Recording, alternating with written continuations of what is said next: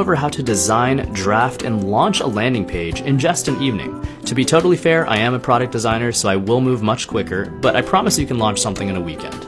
I love starting with pen and paper because you'll have the most flexibility as you figure out that visual storytelling. Next, we'll fire up Figma and start cleaning up our sketches here. We can dial further in on copy, on our value proposition, start playing around with assets. This is also an opportunity to start thinking about that product experience, even if it's very high level. You can continue to dial in on the details, like that visual narrative, the layout, where you want components to go. And finally, I'll fire up Webflow. Here's how I launch a startup idea in just a few hours over the weekend.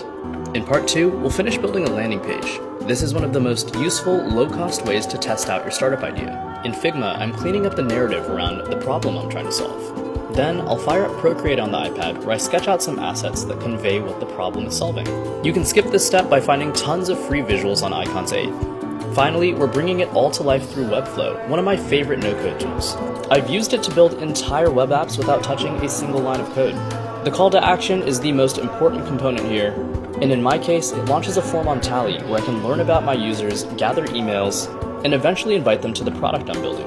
The product I'm building is a community for non-technical founders. In part 3, I'll break down what you need for your landing page.